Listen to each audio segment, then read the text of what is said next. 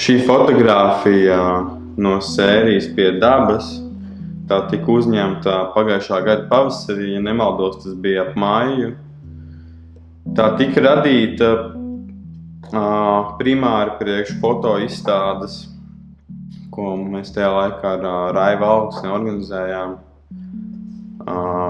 Bija nosaukums izstādē 2, un tā doma bija, kad īstenībā šajā fotogrāfijā ir tāds stāsts ir diezgan interesants, jo man vajadzēja domāt par to izstādi, par to tēmu, kas tas īsti varētu būt, un tā bija, ka es tā strādāju tajā mazdārziņā, draudzenes, un palīdzēju viņai iestādīt puķu dobi. Vajadzēja izrakt tur baigo valēnu, tur kratīt ārā smiltis, un tas man kaut kā uzjumdīja uz domu, kad mūsdienu jaunatne vairs tā nerokās tajos dārzos un vispār tajos fiziskajos darbos, un tas arī, protams, referencējot un iedomājoties par manu ģimenes jaunākajiem dalībniekiem, brāli, māsas, kas viņiem viss diezgan pamainījies, un es domāju, tā visai jaunajai paudzei tas digitālais laikmets, kurā viņi dzīvo, ir ļoti viņus iespaidojis un kaut kādā mērā mainījis, un tur vairs nav tas tie principi, kas bija agrāk mums. Un es kaut kā vēlējos to man kopējo sajūtu atspoguļot fotogrāfijās, un tā man radās šī bilde un vairākas citas fotogrāfijas no šīs sērijas, kas par to arī runā kaut kādā ziņā.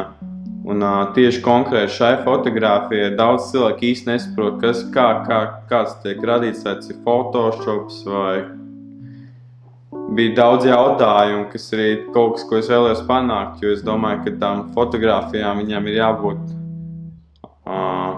jābūt tādām, kad pasies un kad tev uzreiz kaut kas aizrauj, jo tik daudz fotogrāfijas tiek mūsdienās uzņemts un tā mūsu aprita un mūsu uzmanība ir tik ļoti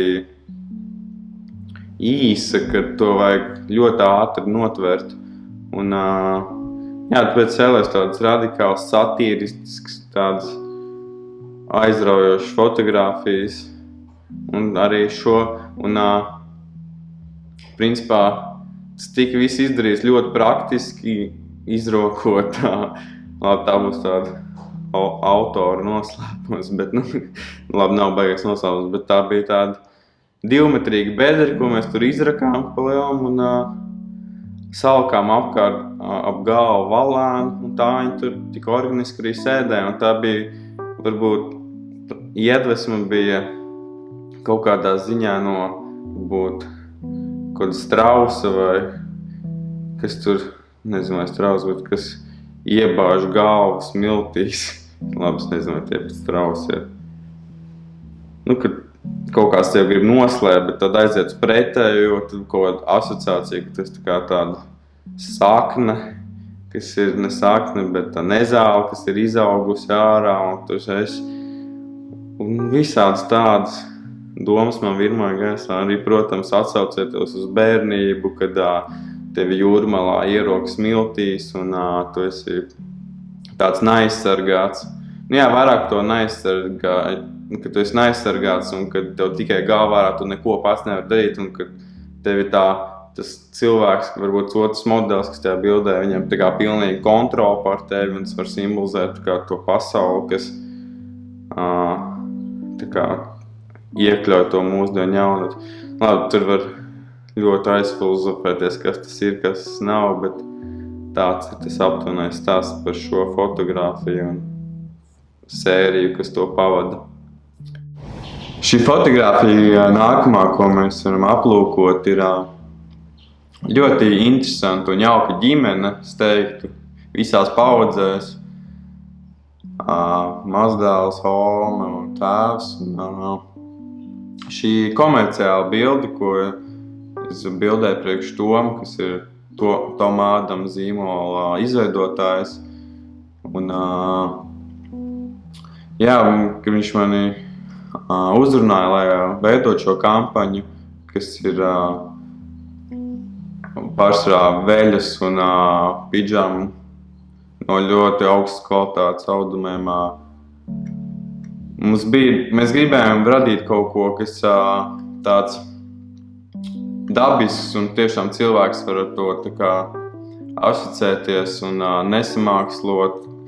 Ja mēs skatāmies, kādi visi pārsvarā tie zīmoli, sevišķi Latvijā vēl joprojām ir tādi diezgan stīvi un ļoti klasiskās ievirzēs. Neviens baigi negrib riskēt, neparādīt kaut ko, kas varbūt varētu kādam nepatikt.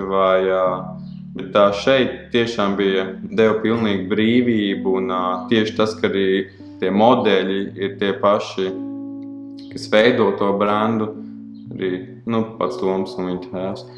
Un te vēl 5 Naomi, tas radīja tik ļoti dabisku sajūtu un uzreiz atdzīvināja to visu kopējo tēlu, arī gan par zīmolu, gan par viņiem pašiem, kā cilvēkiem, kas aiz tā stāv. Un tiešām bija liels prieks, tā kā aiz tā visu stāvēt un realizēt to. Jā, sākumā, kad mēs sākām šo kampaņu bildēt, šī tikai viena bilde no tām, bet šī tāda viena no tādām favorītu bildēm, es teiktu. Pat, piemēram, vecmā viņa arī pirmo reizi kaut ko tādu darīja, cik es sapratu, un bija liels uztraukums, jo, tomēr nav tik viegli dabūt seniors uz šādām fotosesijām, bet, ja tiešām tas ir ģimenes loceklis, tad var pielaust, un tad ņemot vērā, kāda ir senioru ikdiena, tad noteikti tas ir milzīgs piedzīvojums, uztraukums, un tur jau bija bažas, ka tik slikti nepaliek, jo tur pusplikam pozēt priekš veļas kampaņas, bet, ja tas ir priekš mazdēla, tad, protams, ir jāsagoja žoga un jādara. Un tad tas prasīja vairākas stundas īstenībā, tas viss process, un beigās jau bija tas smieklīgi, kad atnesa ierauc 100 gramus, un tad jau varēja pilnīgi turpināt vēl uz 2 stundām.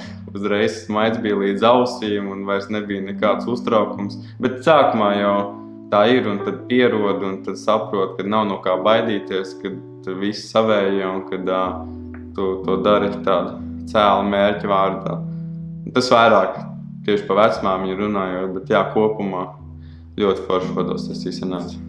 Šī nākamā fotogrāfija arī, ko mēs redzam, ir no sērijas Playground. Un šī tieši fotogrāfija bija, kas uzsāk šo sēriju, jo mēs staigājot ar draudzeni un arī modeli, kas ir šajās bildēs pa mikrorajoniem, kamēr bija saucamais Covid laiks, kurš vēl ir, bet mazāk. Bet, es to galīgi nevēlos asociēt ar to laiku, bet mēs vienkārši staigājām par dabu un par mikrorajoniem, vēlamies kaut kā vairāk izzināt to Rīgu un izprast to vairāk, jo man vienmēr šīs paneļu mājas ir bijušas.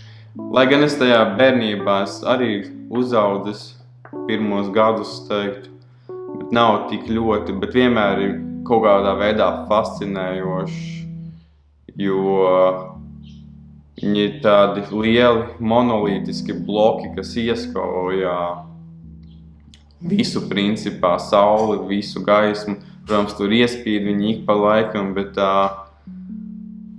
kaut kādā ziņā man te asociējas tādiem pagātnes rēgiem, ko arī vairāk pētot šo fotogrāfiju, ka mēs uzņēmām, vairāk analizējot, kad tas tāds pagātnes rēgs, kas aiz tevis stāv un kaut kādā ziņā neļauj tev būt tas, kam tu vēlies, un kaut kādā ziņā tevi ierauj tajā vakuumā un varbūt neļauj izlausties uz to jauno, moderno, kādu pasaulē kļūsi.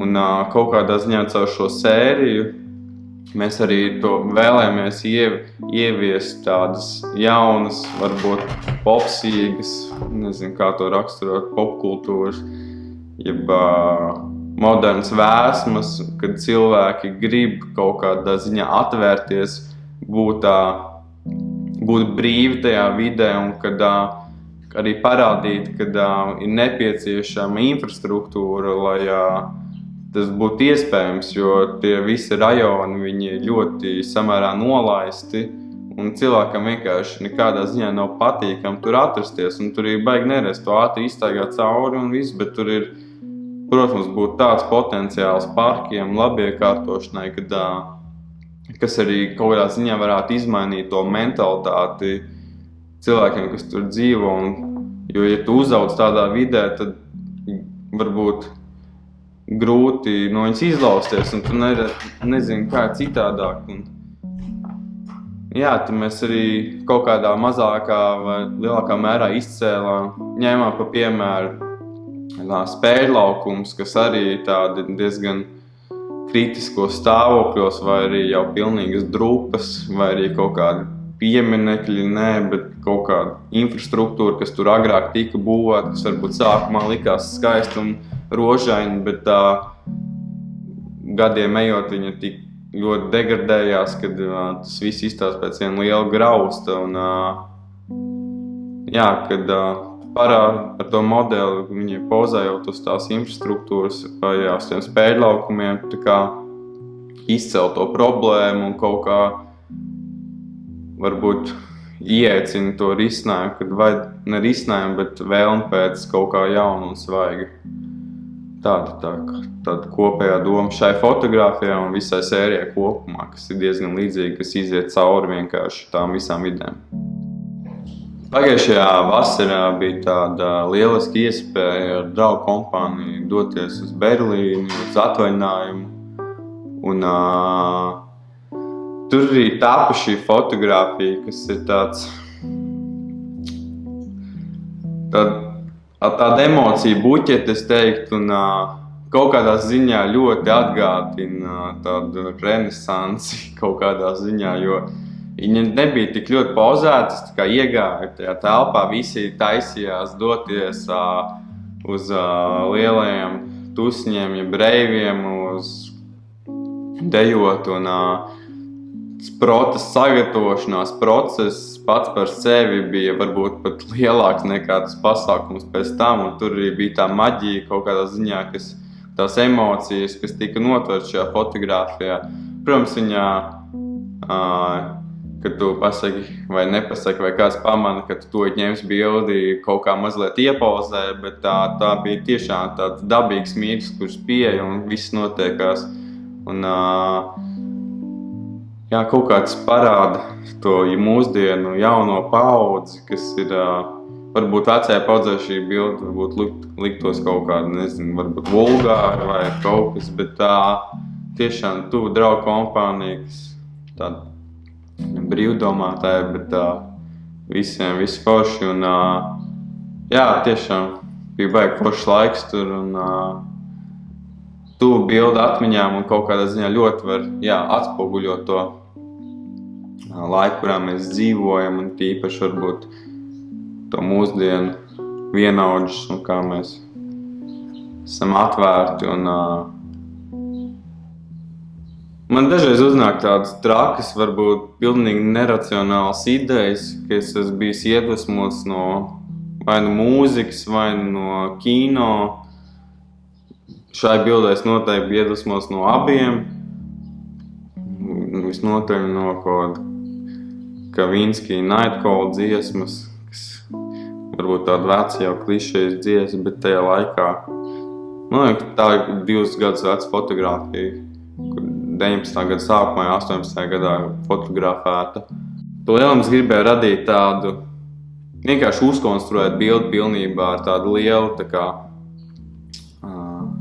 angliski teikt, production value, un gribēja apvienot dažādus elementus, radīt sajūtu, radīt savu pasauli, principā. Varbūt es pārāk tik ļoti neiegāju savā virzienā, pārāk daudz referenci vai ko citu, jo tās detaļas, ko es izmantoju paši pa sevi, jau pārāk ikoniski, kā piemēram šī mašīna, bet fonā var manīt tumsā. Tur ir ogles viens benzīntanks, kas ir tāds krievu modernismu, ne krievu, bet padomu modernisma laikmatu tāda liecība, kas jau pamests ir, bet ko gribētu apvienot to sajūtu, kad kaut ko tādu netipisku un neredzētu. Un man īstenībā, lai tikai dabūtu to mašīnu, varbūt es atceros, ka es kādas 2 nedēļas tā čatoju ar tā mašīnas īpašnieku un centos viņu pielaust, jo grūti pārliecināt, ko vai trakai bildē tā vienkārši vajag un viss. Un bieži vien cilvēki nesaprot, kas tur tā fotografija kaut kas, bet, ja tev sēž galvā, ka vajag izdarīt, tad tā arī neatlaidība cīnies līdz tu pie tā tiec. Un īstenībā vēl bija tā, ka, man bija īstenībā tā bilde ir, viņa bildētas filmas, bet tur ir tā kā 2 exposure, viņi tā kā salika kopā, ir salīmēti. Fons ir īstenībā nav pat tur, kur tas ir bildēts. Tur kaut kur uz Jelgavas pusi, vienkārši stāvvietā, jo bija tāda situācija, kad viss jau bija sarunāts, kad mēs braucam bildēt uz Ogri tur.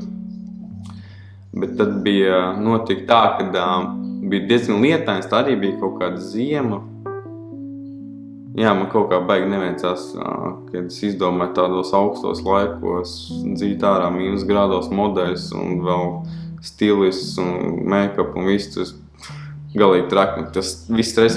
Bet mašīnai turpinot bija saplīsuši logu tīrītāji. Tas nozīmē, ka viņi nekur nevar aizbraukt īsti, jo ārā līst un tas ir ļoti bīstami. Tas sanāca tā, kad es nevarēju vairs visu atcelt, jo viss bija sarunāts un kad tev tik liela komanda vienkārši jau jādomā ātri, kā risināt tās problēmas. Un mēs visu uzbildējām tajā pašā stāvvietā, kur tā mašīna stāvēja. Protams, saimnieks attaisīja tur visu. Izrādīja, kas un kā atvēra. Tad beigās, vienkārši nobildēju fonu atsevišķu un to visu savu kopā, tā, ka īsti vairs pat nevarēja manīt, ka kaut kas tur būtu likts kopā. Bet pašam vizuāli ļoti patīk tas rezultāts, viņi ir tādi, bet svarāk bija par to procesu un tā ir tāda savs projekts, kurā tu eksperimentē un mācies no savām kļūdām, jo katru reizi tu noteikti iemācies ko jaunu, un tas tev palīdz tālāk gan komerciālos darbos, gan vispār tā darba procesā un mācīties no kļūdām un augt kā fotogrāfam un vispār kreatīvajā domāšanā, skatīties, kas strādā, kas nestrādā un ko vajadzēja citādāk. Tā.